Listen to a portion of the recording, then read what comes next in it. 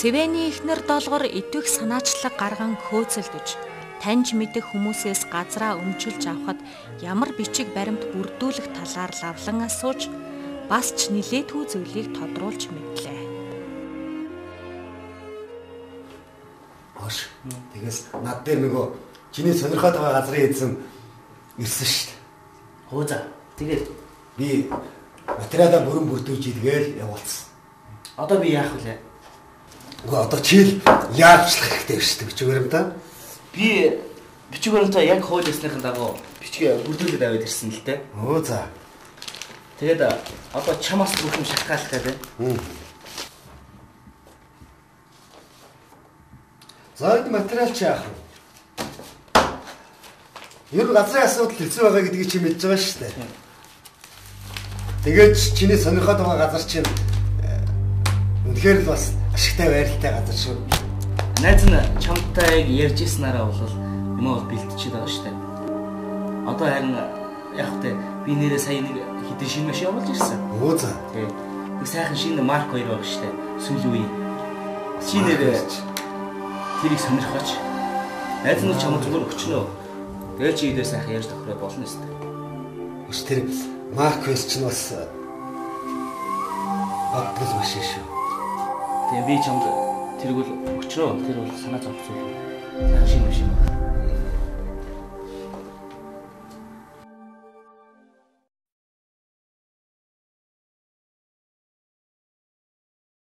Ахоо. Заа.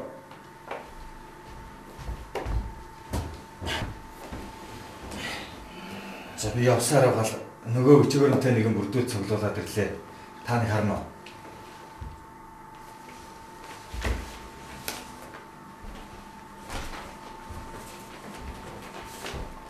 Сэвэнгуй. За. Таны одоогийн амьдарч байгаа газар чинь манай орон нутгийн ерөнхий төлөвлөгөөгөөр хувийн эзэмшил шийдвэрлэж болохгүй газар юм байна шүү дээ. Юу? Би ч одоо энд насаараа л амьдарч байгаа хүн шүү дээ. Таны насаараа амьдрах ямар хамаатай? Орон нутгийн хөгжилд чинь ерөнхий төлөвлөгөө гэж байдаг. Би одоо тэгээд яах болж байна? Яах юу гэдгийг? Нүүч таараа. Юу? Нүүн? Энэ ч одоо ер нь юу болоод байна? Нүүх л болж дээ.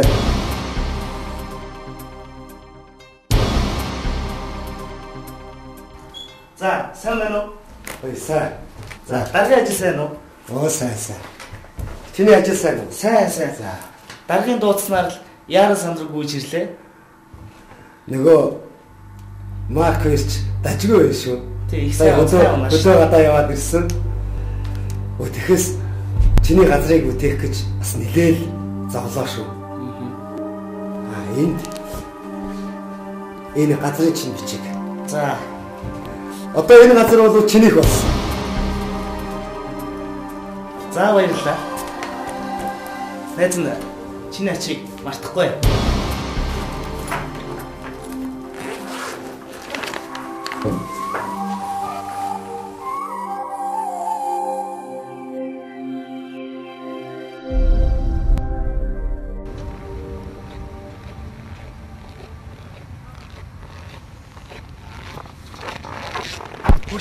Үш. Сайн. За юу вэ? Харж байгаа. Өө 50-нд. Энэ зураа танах руу очих гээд явж байна. Оо за. Найз нь газраа барьцаан тавьчаал явж байна. За тэгдэг нь яаж байгаа? Эдэн дэгээр нь жоохон 8 их санаатай. Оо тийм үү. Тэр нь бодтол байх шүү. Харин тийм ээ. Үл хөдлөх хөрөнгө гэж. Энэ нийгмийн л буян юм да. За найз нь явлаа. Айгу яаруу явж байна. За. Орой бараа тэр. За тэгье. Бид нэр манай газрыг сонирхоод байгаа нь ямар учиртай юм болоо. Хинээсээ асууж сургалж зөвлөгөө авдах юм блээд. Энд олохор маань давхар хөөцөлдөж байгаа юмсан. Юу болгож байдаг вэ? Орон нутгийн хөгжил чинь ерөнхий төлөвлөгөөгөө хэлээ. Нүүх л болж дээ. Би одоо яах вэ? Яах юу? Нүүч таа. Нүүн. Ч одоо шүүл болоод байна. Нүүх л болж дээ. Нүүх л болж дээ.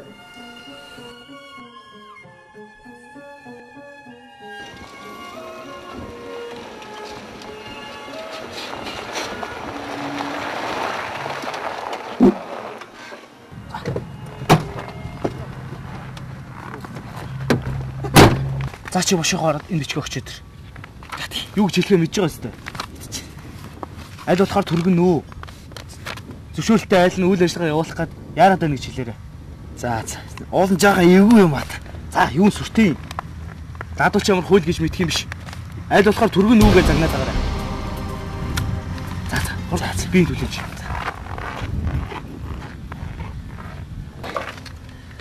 Сайн байна уу? Сайн байна уу? Энэ цэвэн гэж айлах мөн үү? Мөн би өөрөө цэвэн байна. Оош, би таван газар сууж. За. Танай энэ газар чинь зөвшөөрөлгүй газар. Танайхыг энэ газараас нүүгж удаагаар шаардсан байж тээ. Тэгээл байсан. Газрын эзэн өөрийнхөө эзэмшил газар дээр үйл ажиллагаагаа явуулах гэдэг. Танайхын найз газраа бошууч өдөө.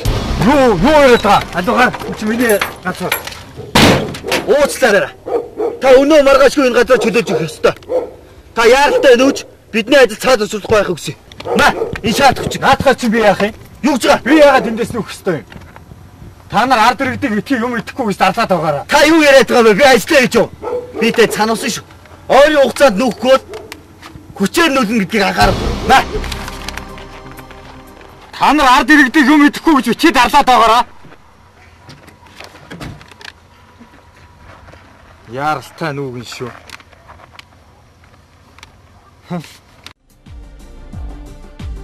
Захиргааны эрх бүхий байгууллага болон албан тушаалтны эрх мэдлээ ашиглан гаргасан энэхүү акт нь хууль бус акт юм.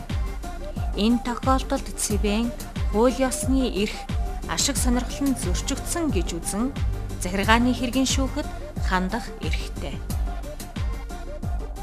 Хуулийн этгээдэн зөрчигдсөн эрхээ хамгаалуулахаар захиргааны хэрэг хянан шийдвэрлэх тухай хуулийн 6 дугаар зүйлийн 1 дэх хэсэг зааснаар холбогдох захиргааны актыг хүлээн авснаас эсвэл мэдснээс хойш 30 хоногийн дотор нэхэмжлэл гаргана.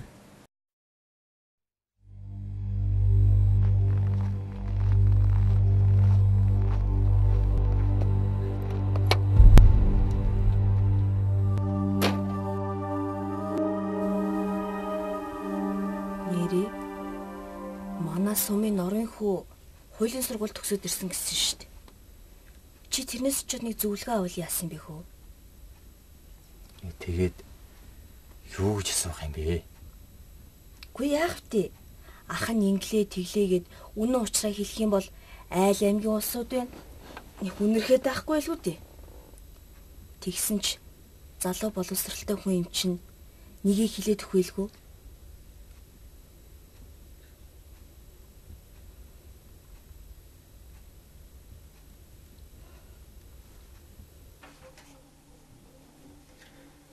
Хан нэг жаахан газрыг хөвчөөж авах гэж нэлээд том асуудал болчихоо явж байна. Бүр явж сүүлдээ насаараа амьдэрсэн энэ нэг алга дарам газар дээрээс хөвж туутахаараа дээрээ тулчлаа. Чи нэг хуулийн талын хүн байна. Ахтай энэ талаар нэг жоохон зөвлөж сургаж өгнө байгаа. Цэвэха. Энд дэр ийм олон сар явах ямар ч шаардлагагүй байсан юм бэ? За. Ерөөсөө л энэ бол хууль босч байна. Тэгэхээр та захиргааны эргийн шүүхт хандсан дээр байгаа. Захиргааны эргийн шүүхээ? Эргэн таны эрх чөлөө ашиг сонирхол зөрчигдсөн гэж үзэн захиргааны хэргийн шүүхэд хандаж байгаа бол тухайн хариуцагчийн оршин сууж байгаа газрын харьяалах шүүхэд нэхэмжлэлээ гаргана. Жишээ нь цэвэн та нэхэмжлэлээ хариуцагч Амраагийн харьяалагдах шүүхэд гаргана. Өөрөөр хэлбэл Амраа Төв аймгийн харьяат бол нэхэмжлэлээ Төв аймгийн захиргааны хэргийн шүүхэд гаргана. Цэвэнд тохиолдсон газрын маргааны будилааныг та бид нар үзэж мэдлээ. Тэгвэл төрийн албан тушаалтан Амраагийн хууль бус үйлдэлээс цэвэнд учруулсан хохирлыг захиргааны хэргийн шүүх хэрхэн шийдвэрлэхийг одоо сонирхцгоё. За би явсараа бол юу бичээгээрээ нэг бүрдэл цуглуулад ирлээ. Та нэг харна уу? Цэвэн бай. За. Таны одоогийн амьдарч байгаа газар чинь манай орон нутгийн ерөнхий төлөвлөгөөнд тусгагдсанаар хувийн эзэмшил шилжүүл болохгүй газар юм байна шүү дээ.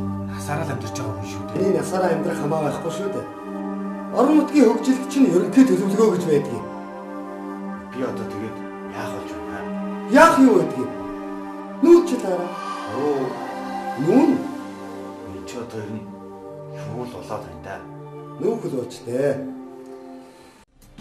Иргэн та нэхэмжиллээ гаргахын өмнө тухайн захиргааны байгууллага албан тушаалтныг шууд харьяалах дээд шатны байгууллага албан тушаалтанд гомдлоо гаргана.